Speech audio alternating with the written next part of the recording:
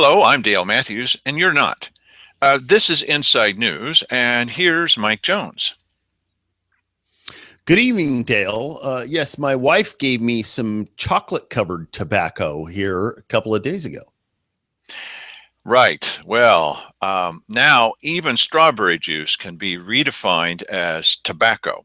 I called and talked with the head editor over at Channel 5, the NBC affiliate, and I was telling him about this story. He says, that can't be true. They're not really saying that. They can't be saying that. And I said, well, this one especially, I said, you're going to need to watch the tape about the Grants Pass City Council and making a new water plant, because as long as we've known each other, you're not going to believe me until you hear them saying it.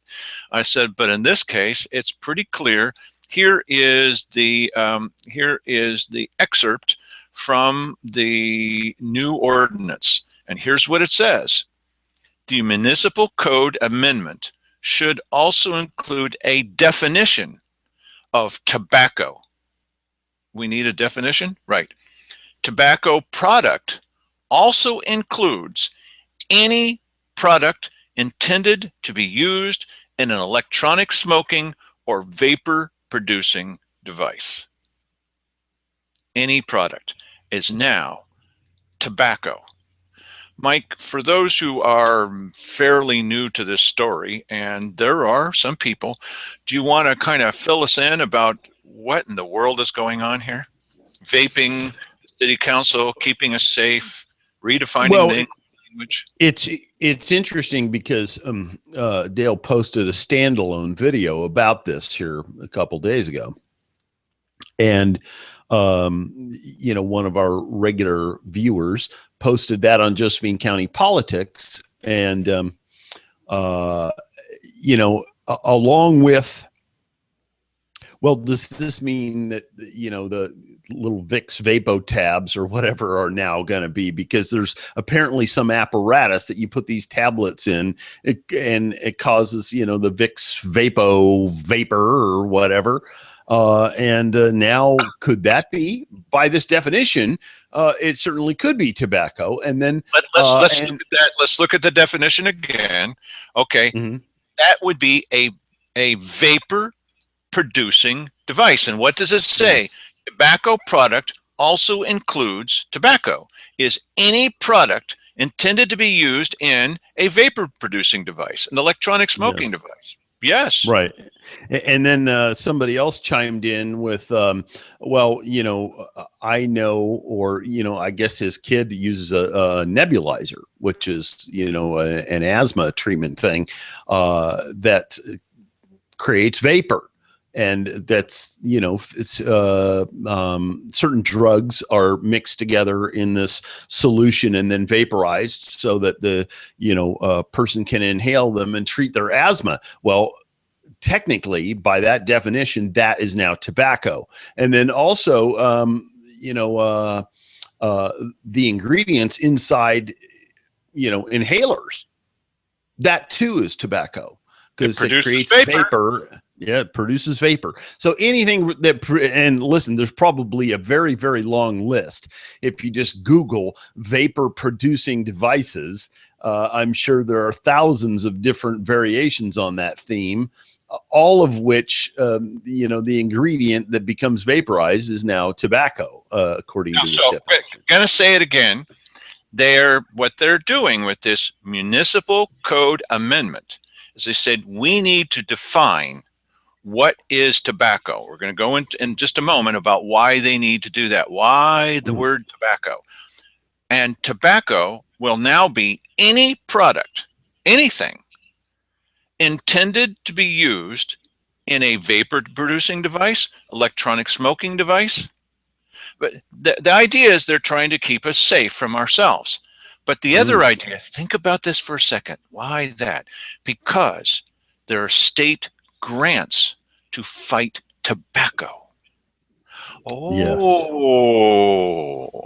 Okay. There's no state grants to fight strawberry juice. Right. Yeah. And it's funny because I was on the phone earlier with Dale and I was going, still the one big question about this is why? Why are they doing this? And that almost certainly is the answer to that question is grants of some sort. No grants can pass through here, buddy. They're going to stop. This is where the grants stop. This is not grants pass. This is grants stop right here. Okay. Right. And also, they have this desire to protect us from everything. I talked with the guy at Channel 5, and I said, how far away is that car dealership from you? He said, well, it's about a football field or so away. I said, well, imagine 3 football fields. 1,000 feet. 1,000 feet away. If you're in front of the courthouse, that would be past where Dutch Brothers is. If you're at Fred Meyer's, that would be beyond where Taco Bell is. That's a long way away. And what are they trying to protect? The library from strawberry juice? I listen, this is asinine. It's clear. It's clearly, this is the stupidest thing. Now, you can I have personal experience with this. You can be close enough to some of these people vaping in pumping out large quantities of this, vapor, which they want to do. And it does get a little bit irritating, but you almost got to be right on top of it there. If you were 20 feet away, there would be no issue. 200 feet would be ridiculous. 5 times that. 1,000 feet. Yeah. All right, but they're not even talking about smoking it on the sidewalk. They're not talking about anyone that smoking it. They're talking about regulating establishments with closed doors where you go in and they allow someone to smoke a cigar or a pipe or something. I mean, I don't want to do that, but there are places that allow that. So this is an enclosed space. It's not outdoors because it's not a greenhouse, right? Which has now been declared as outdoors by Mark Bartholomew and company. And he's the city attorney.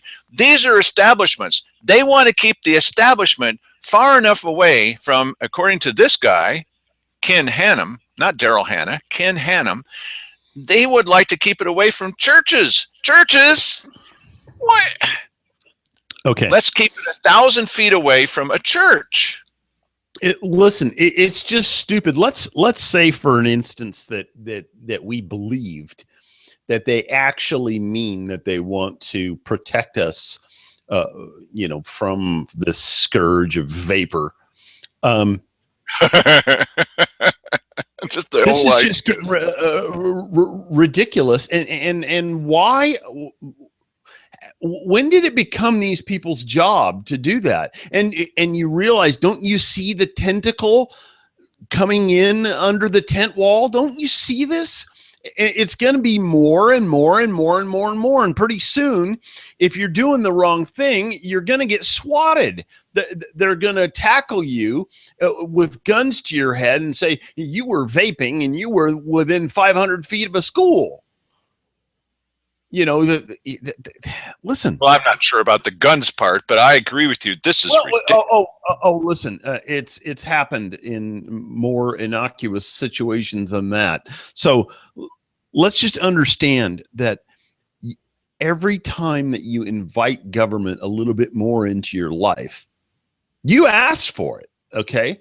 And when you don't swat them down yourself, you are saying that it's okay. This is well, that's interesting that you mentioned silence is consent here. Invite them in, because now just think about it, everybody. Have you seen a single article about this, even hinting about this in the Daily Courier? You haven't seen that, have you? Have you seen anything about this question? It is a question of civil liberty. It is a question of defining the English language. So it's a question that might be interesting to English teachers. But have you seen the nanny state? There's nothing in the Daily Courier, and I think I know why. Look, this was what we faced with Jim Moore. We're facing it less with Eder Campuzano, who reports for the Courier about county commissioners. But we've got this new woman, this new young lady, over at the city council. Now, we've just seen a half-page article telling you how wonderful that Dan DeYoung is, who's probably going to run for county commissioner. Okay, half-page article, half of the newspaper of that page was about what a wonderful guy he is.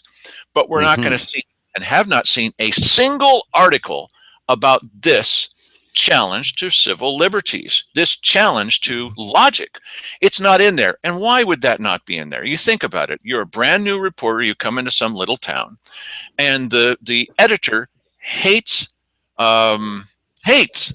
investigative journalism. Just hates it. Has never wanted it. Doesn't like it. Okay. Well, occasionally something that might knock an opponent, somebody that doesn't like sales tax or property tax, that kind of stuff.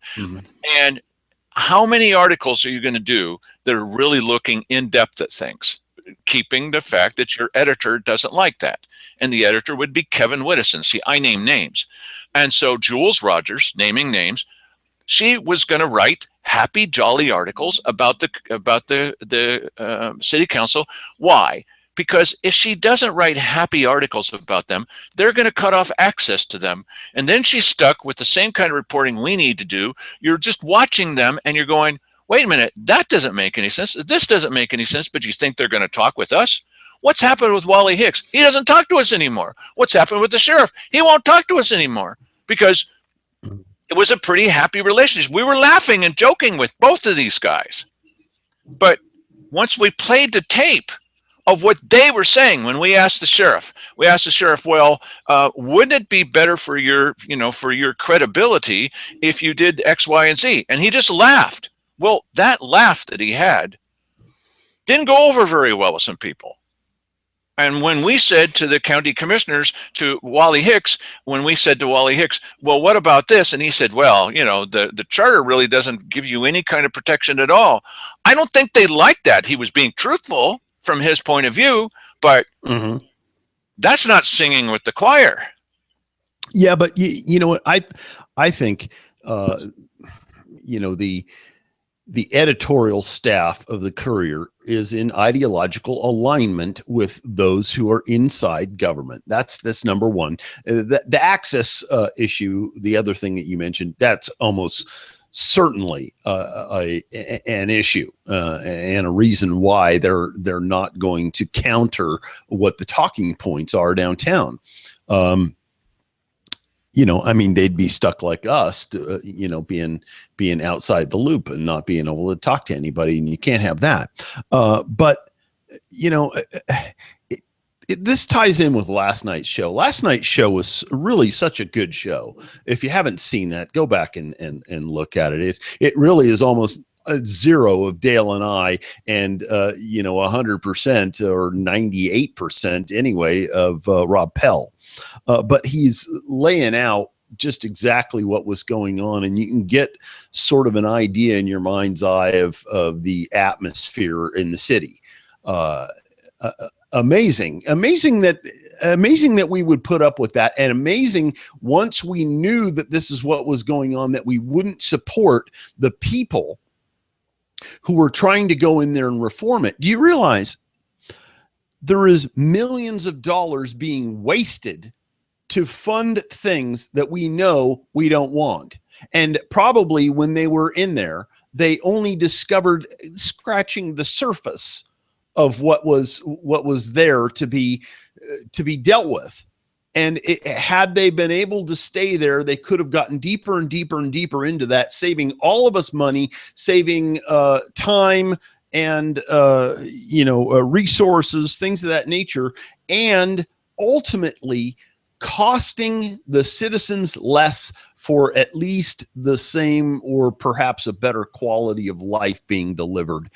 And I think that is what I mean. Certainly, the newspaper should be on board with that. Yes. Certainly, the citizenry should be on board with that. Yes. And I don't understand. Apparently, the citizens didn't understand exactly what was going on with those guys. And I think the next time we're able to accomplish what they did, but putting, a controlling, what's the how about forensic investigator into the money workings around here? Yes, but that's one aspect. I was thinking when you have the majority of the people in there, what's that called?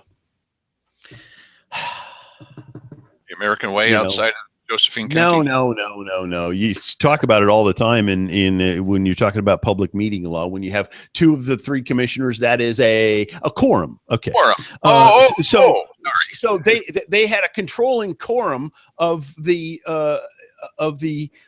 city council of reformers, and yes. You know what? And unfortunately, because the people didn't protect that, now it doesn't exist anymore. And so the next time that happens, hopefully we're all paying attention, and hopefully some of us will publicize, hey, this is what's going on. So get ready for the backlash, because we know now having the experience. So Bill Kangas and Rob Pell and others, the reformers on the city council, and Sandy Casanelli with the commissioners. What they missed, the big thing that they missed, is from day one, you have 6 months. Yeah. At the end of 6 months and 1 hour, the recall is going to start. It's going to start with people who've got their hands out now, and you're slapping their hands away. They're not going to like that. And so they must recall you. And so what you need to do is, there's a whole new campaign that has to start from day one. And that's a campaign to get ready to future-proof yourself, to get ready for the fact that this thing is coming roaring on down the tracks, and everything that you've wanted is going to get derailed. Ooh, nice analogy. Everything that you want is going to be derailed if you're not ready to fight back against that, because they're going to schedule it for an off-year election. They're going to schedule it when there's almost nothing else happening. They're going to turn out in force, because union jobs are going to be in some kind of jeopardy. The big money guys, they're going to be in some kind of jeopardy. Just looking at the books is going to be enough to make some people go nuts.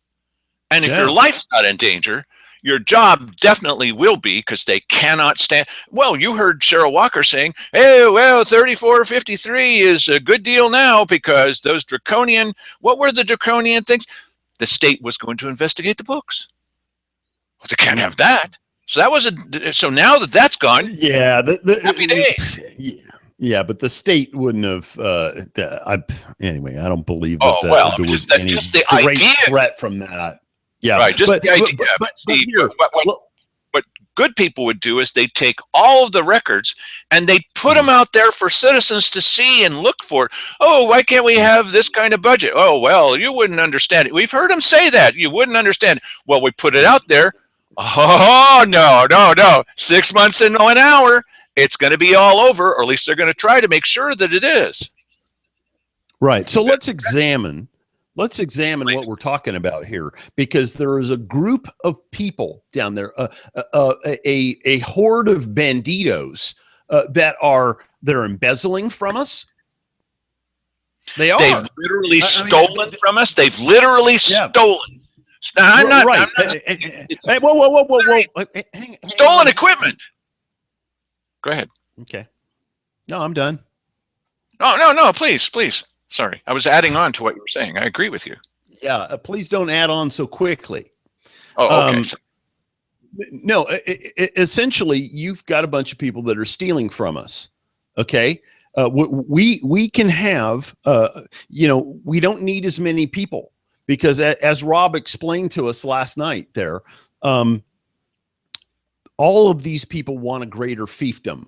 They all want, a resume enhancement of, I managed $1 million, $20 million operation on their resume. So they're adding people we don't need. That's stealing. Okay. setting up programs that we don't need. That's stealing. They're padding their own. They're giving away contracts to their friends. That's stealing. Okay, we're allowing this to take place, and it continues on, and because nobody has the huevos to go after it, this stuff continues, and so the very next time when we have a situation where we have a controlling quorum of people on the side of the people in there, that's something we need to protect. Just reiterating that.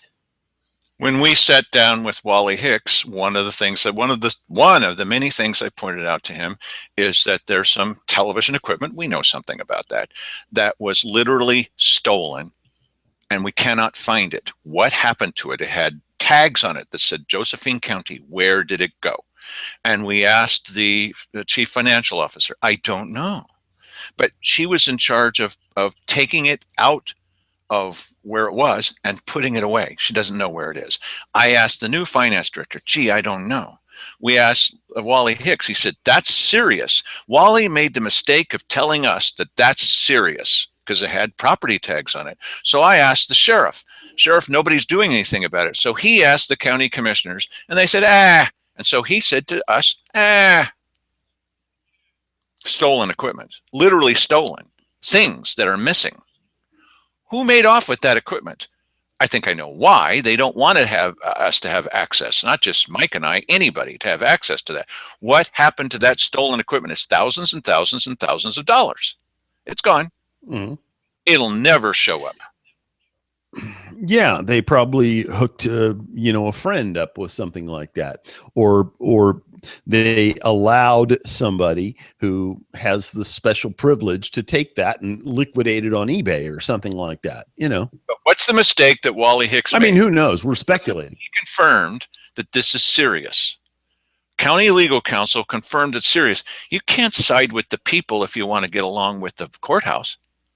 That's just not going to work, buddy. You can't be telling them they're right and that's serious. Okay, so Laura Glover is now, we set the tone for this. Laura Glover is now talking with the city council, and she's explaining this, and now the city councilors have a couple of questions. I would hope so. Laura?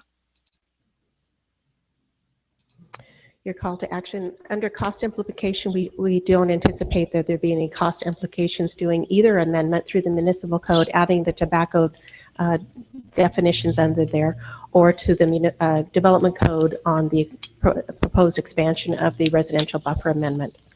Your alternatives is to direct staff to proceed with either or both of those amendments, to continue, postpone, or table the discussion. In your call to action to date, I simply put today's date. This is not, in a sense, a timeline pressure that you're under. So that really, I didn't want to say it's not applicable, but yet we do have some concern. We'd like to at least move forward with the amendment to update the municipal code and get the correct tobacco definitions in. So if you have any questions for me, I'll take those. I noticed I was coming down 6th Street yesterday. There's a new sign on the old hemp store next to the church. That church that the pizza parlor used to be a pizza parlor. Now it's where the hemp store was. It's where Larry Lacey had one of his businesses at one time. There's a big 4x8 sign on a sheet of plywood in white and black lettering. It says vape. Okay, so now has that been converted? Do we have a city license, or is that an adult use, or what are we there? We'll have to look into that because we had quite a history with that location. Right. That it had not been approved for an adult use store before when Mr. Lacey was there. I'm not sure who's operating now. So if we come back through now, the vaping could technically, if it's age restricted inside an 18, which I believe is how the state law is going through, that would have to be an adult use, and we'd have to go through that process. But it is right now in an area that would allow it. Up, if you can see my little cursor going up in that area, that side of town would allow for a new adult use up there. Except that on your one slide, it talked about the 1,000-foot commercial and recreational, where you said where children would be available. Well, that isn't 1,000 feet away from that church where you'd have children. Churches are not on our list. Now look at this guy. Churches are not on the list. What? We can't keep churches safe from tobacco as we've redefined it. What world coming? Yeah. No, this is stupid. As I've said before, why? Unfortunately, now Ken Hannum has put a bullseye on those people, and the city's going to be running up there hassling the crap out of them. This bothers me. I don't think that there's anything wrong with these types of businesses. They are not selling marijuana products there, for use in these things. Now that can be used in these sort of things, but that's not what a vape shop typically does. And because the vaping and the marijuana, those two things are licensed. Well, the other thing, the vape thing doesn't require a license, some sort of specialty license. Yet, apparently it's about to. That's apparently about to. Silly. All right. Well, let's let him hear a little bit more about why churches are not these special protected places that must be 1,000 feet away, just from any store, not from a person out on the street, from a store, from a storefront, from a club. Not possible. Mm-hmm. All about the planning department. We have parks and schools and libraries and recreational facilities such as the Club Northwest. We do not have churches on that list. Do not have churches. They would have to have an official daycare, I believe, to qualify. Well, it's more than that. It would have to be a public school. Okay. It's a very short list. I can go back up to you. It's on your PowerPoint there that has the items that are listed out. And the daycares, if you started doing daycares, would probably just zero out the entire city of Grants Pass. Might work for us or against us, depending upon. Now, wait a minute. What was that? Might work for us or against us, depending on how jackbooted we want to be. That's right. Oh, gee, isn't it really too bad that we can't do that? And later, I can't play the entire meeting for you, but later, one of the things that the mayor said, Darren Fowler said is, well, see, as it turns out, if one kind of company allows, smoking on the premises and someone else buys it, that they get that same thing because they're going to allow smoking on the premises too. It's just a different owner. And the mayor referred to this as a loophole. It's not a loophole for pizza businesses or other kinds of places, but he said, isn't there some way we can close that loophole? Have they declared war on certain kind of businesses in our area to keep us safe? Well, you know what? I mean, here's the problem is we've already taken this stuff and categorized it exactly as cigarettes are. And I don't think that you can actually make that case. I mean, you can say that it is. You could say, well, if they are using some of this e-juice that has added nicotine, then that's exactly the same as smoking. Well, not really, because part of the whole secondhand smoke thing has to do with all of the chemicals that exist within the smoke that's being exhaled secondhand or inhaled secondhand. So the same is not true of that. Now there's other stuff in that. There's almost certainly, but if they had some slam dunk, analysis of what happens to people vaping and what chemicals exist inside the e-juice that I described a couple nights ago, you would have heard of that in spades, and the FDA would be coming out with things, and the Surgeon General would be, about it already. We haven't had that. So there are some people who are insistent that this is very, very, very bad for you. But I keep coming back to the idea that they're actually having to redefine the English language to try to swat this thing down. And you can have fruit juices that are inside this. And so just how far are you going to go? It's like saying, well, we're not going to allow It's fruit flavoring, just to be, exact. Yeah, There's no right, juice. right. There's no fruit juice in there. Right. But Yeah. this will be brought up. You'll hear this brought up by everyone's favorite counselor, Roy Lindsay, in just a moment. Okay, let's go back. And I just want to remind you, we're trying to give direction to bring all this back. So I don't want to get too far down the field, or whatever the phrase is, too far afield. Thank you, Roy. And you're up. And I'm up. Okay, thank you, Laura. You sort of answered my question on churches. It seems to me that because they have a Sunday school, I don't know whether that would be. It has to be a public school. Has to be a public So school. they're licensed through the state. Oh, licensed through the state, such as St. Mary has a school there. Exactly, or any of the other, public schools. It doesn't necessarily have to be School District 7, but yes, if it's a public school. Okay. My other question is, I majored in chemistry in college, and as I was reading through the revised stuff that was presented on the screen, everything seemed to be tied to the tobacco plant. And synthesizing chemicals these days is becoming more and more prevalent. So it would seem to me that if to stopgap any of that, to include some sort of terminology for synthesization of chemicals that are synthesizing nicotine is not done right now, to my knowledge, but it's obviously fairly close. Okay. So we talked about 2 nights ago.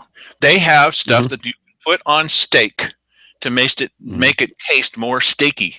Right? They've got stuff that you can put on strawberries to make them taste, and apples to make them taste more appley. They do it all as flavor enhancement. It's a whole enterprise. Yes, and case in point there.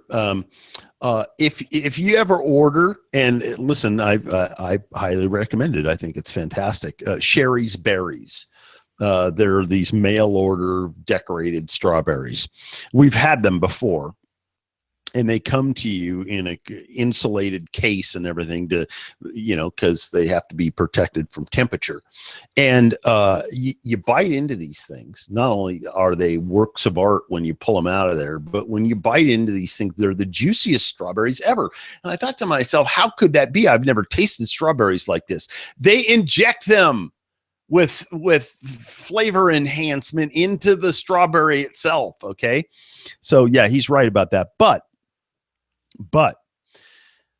the only thing that they are using as of right now that I'm aware of to nicotinize these juices is the tobacco plant itself. They are deriving that nicotine directly from tobacco. And so there isn't any synthesized nicotine now that I know of. And there's no reason to do it, because unless you can do it for way, way less, it's already super cheap. You can, this juice, because it's so prevalent out there, is becoming less and less and less expensive. And he's going to get into that now. He's going to tell you why he's saying this. That's a real good point, Mike. Here's what he says. Okay. Considering the efforts that these companies are doing, because growing can sometimes be more expensive than synthesizing. That's Roy Lindsay, chemistry major. That's his point. Growing can sometimes be more expensive than synthesizing. But listen to this. Just think of the slope this is going down. If you're now not really pulling in tobacco, or even strawberries, but just essence of strawberries, then let's have a rule that if it's even synthesized from puffer fish and onions, that we're going to call that tobacco. How do you like that? Yeah. Okay. Yes, puffer fish. I mean, you want to talk about expensive. First of all, you got to find these puffer fish and extract whatever from them. I think, getting nicotine from tobacco is a little easier than that. But you're missing my joke that we're talking about vaping, and these are puffer fish. Uh-huh. Okay. Yeah. If I have to explain it, it's not funny. It's not funny anyway. Okay. No, I got it. It's just okay. Not funny. That's all. Okay. Puffing there. Okay. Now back to the professional comedians. Here we go. And so it would seem to me that we need to be at least take a look at that and see what why. From a chemistry point of view. Yeah. I think that it seems to me that it's an important aspect to consider. Certainly, I'll review that with Mark. Review it with Mark. You know what's going on here? You got these self-important people. Yes. And they need to. Oh yeah, let's look into that. Let's delve deeper into that. Let's see how much more restrictive we can be. You know what? The core functions of government, just do those. For God's sake, just do this. This is the all-important City Council of Grants Pass, Mike. I mean, they're the leaders of all of us. They know better than we do even about a city sales tax, and they're laughing at us for not voting for it. So, by all means, they need to keep us safe too. I just want to teleport back to my childhood, really. You know what? Things were just so much easier that you could go into a store and buy a cap gun. And put the caps in it and come right on the street and start pop, pop, pop, pop. They'd probably shoot you right now if you did that. But you remember that those caps, they smelled of cordite. They really smell. They? Mm-hmm. Yes. I like that smell. Maybe that explains a few things. But I do too, but that is maybe not good for everybody if you think about it. Okay. It could be synthesized at some point as well, and you certainly can't have from pufferfish. Right, and we would call it Second Amendment e-cigarettes, and it would smell like gunpowder. Gunpowder matched with synthesized tobacco. Okay, I'm down. And they'd be sold through alcohol, tobacco, and firearms outlets. Yes. Not OLCC, no, right? You know what? Listen, it can't be. You really do have most of what you see with the city council is a bunch of people. If all they had to deal with were the core functions of government without getting outside these boundaries, let's draw some tight boundaries and you guys stay inside that and don't leave those circles. If you did that, these meetings would be very, very short. There'd be almost nothing to say. And you wouldn't have this, pontificating about, well, I was a chemistry major. Yeah. Well, I don't understand what that has to do with thing. Right.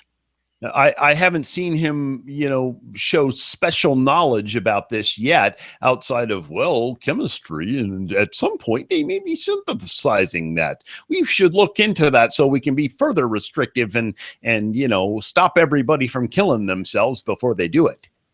Well, she's going to consult with Mark Bartholomew. And so somebody asked Mark Bartholomew there at this meeting, and you got to watch his mannerisms. I've never seen him quite this.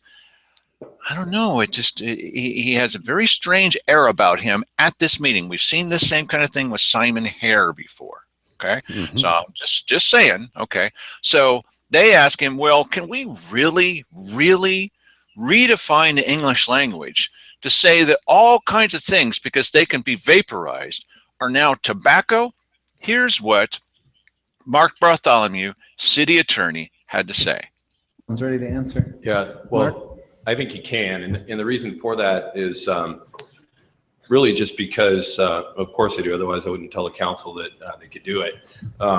So the reason for that is as the presenter noted, oftentimes it's really a conduit for like a marijuana product.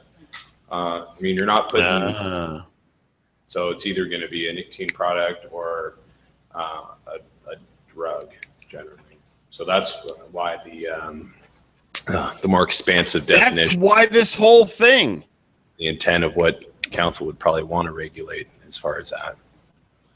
I wouldn't tell the city council they could do this if they couldn't do it. Of course you can redefine strawberry juice as tobacco. I wouldn't say that to the city council, just as he wouldn't say that a greenhouse is now outdoors, just as he wouldn't say that possession of marijuana, I don't want any, but that's illegal. No, it's not. Just as he wouldn't say that there's no such thing as the word permanent in this life, because nothing, if you think about it, is permanent.